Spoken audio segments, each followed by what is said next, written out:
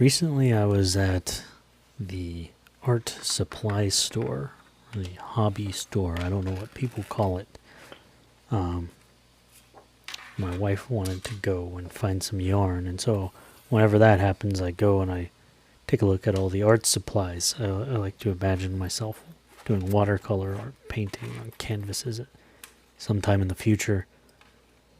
So I was kind of just perusing about, and I realized that I I needed a sketchbook that didn't have the rough paper, because I like to draw in ink.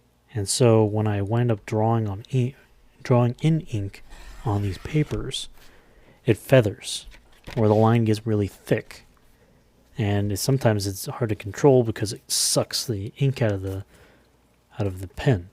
I guess that's the problem. So I was looking for some smooth paper, and they had smooth paper. There's, basically I look for marker paper, and that's what I go by. And so there was some really thin marker paper, which was nice and smooth, and then there was some really thick marker paper. Is Bristol paper, Bristol board. I mean, it's the size of it feels like it's thicker than cardstock, so I guess you can call it Bristol board, but it's paper. It bends. It's not really a board.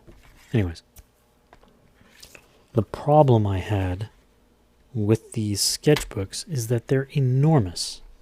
I like kind of small sketchbooks, about 6 inches wide, up to 9 inches tall, or, you can flip that sideways and use, invert the width and heights. But they don't really have that for markers. I guess they figure that people who use markers want big old canvases, but they don't consider the ink people. I'm sure I can go online and find exactly what I'm looking for, but then I have to go online, and I don't get to mess around with things. And part of this journey of mine is to mess around with things. So I decided to get the bigger paper, and I got both. I got the Bristol paper, and I got the thin paper. What is it called? This says marker on it. Designed especially for markers. Anyways, this is like a 9-inch by 12-inch pad, and I can't carry this around with me. And nor can I use it in my Wacom. I'm never going to know which version of that is. Drawing pads where I can draw and it goes onto the computer, all the strokes that I have drawn as like a vector, as vector lines. The other one is smooth Bristol. So both of these are 9 inches by 12 inches, and that's too big. It's like twice the size of what I need. So cut that in half, and I got a 6x9, and that will fit inside of my drawing folio, whatever it's called. And it also is something great I can just carry around and draw in, because I like smaller sketchbooks. I can take them with me. I can draw. I have a child, and so it's or baby, I should say. So it's very difficult to take big things and draw big things. It's much more convenient to take these smaller sketchbooks and draw on the smaller ones on the go, and easy to flip open and kind of, be one size. The main thing is that it's spiral bound, so that I can flip it over to the other side, and I'm not taking up extra space, because I have a little, where is it? Oh, it's gone. I don't know where I put it. I have a little sketchbook that is Bristol paper. And the problem with it, I found it. It was hiding behind a marker cutter, a cutting board, whatever those are called, the little like rubbery ones. But the problem that I have with this sketchbook, it's a nice size. It's a nice kind of square almost size. It's got a nice cover. It's got a little band to cover it. and it's got Bristol paper. The problem is that when you open it, it opens flat. You can't put it around to the backside.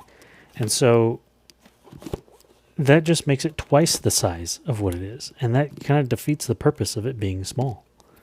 I don't want it to be twice the size. I just want it to be small. That I can take with me and draw on it. So I decided to get the bigger papers, the 9x12s, 2 of them, like I was saying. And I cut them in half, perfect size. So the last thing I need to do, which I did in this video that I will be putting behind this audio, is get those metal, it's not spiral bound. They kind of look like spirals when you do it. It's like clamps, like the aluminum clamps or whatever those are. And then cut holes in these papers and then put the aluminum clamp in like it was spiral bound and create the sketchbook that I want. And of course, it wasn't too difficult. I have this little choppy clamper thing. Really all it is an expensive hole punch. I probably should have just got a hole punch. It's called a cinch mini. And there's a couple of useful things on it, and then there's a bunch of useless things on it. Like the side part, you can the side part to align the metal spine, and then the front side to crimp it, to cinch it. I don't know. But I tried them. It didn't work out well. It was easier for me, it was easier just to cinch it, to close them by hand, because they're not that hard. So, yeah, anyways. But now I have the sketchbooks that I want at the size that I want. So they're very carry-onable, and I feel like the possibilities are endless. I can make different sizes and small ones, and sideways ones, and I don't know, just very excited about it.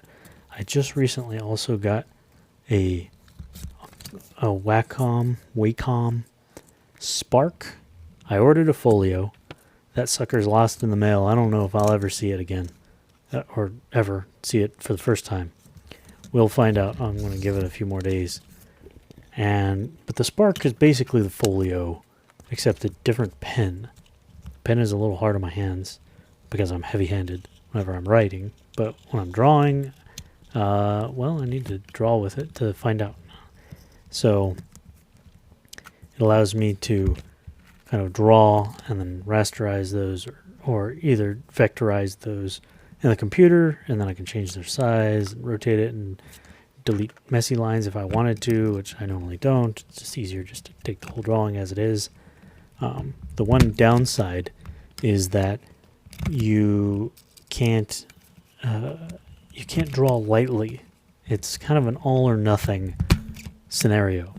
And I sometimes draw very lightly to get some guidelines, but they're just dark marks. So maybe I need to just see the lines in my head and then just project them through my eyeballs and just pretend they're there and draw on it. That's probably what I'm going to wind up doing.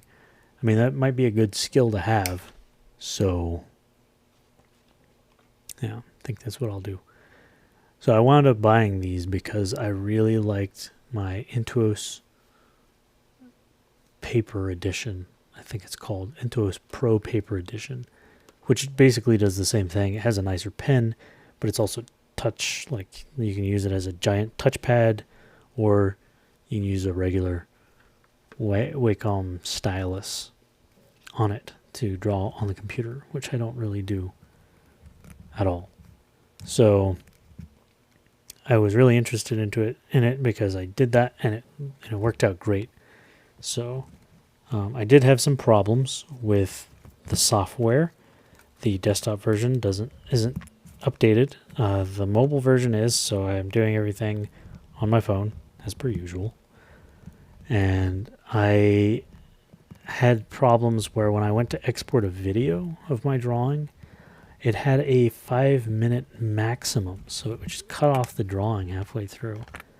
I decided that was not good, so I went ahead and downloaded the SDK and wrote my own software to render the whole entire thing without a 5-minute limit. And so I'll probably be putting drawing videos and that sort of stuff in the background of my audio recordings using that software, just because it's so nice and I just want to use it. But anyways, that's my adventures into making a sketchbook, and I think it turned out great. I'm really happy with it. So it's just a lot of fun, and it was not as expensive as most crafting hobbies are. So that was also a bonus. So now I need to go use my sketchbooks.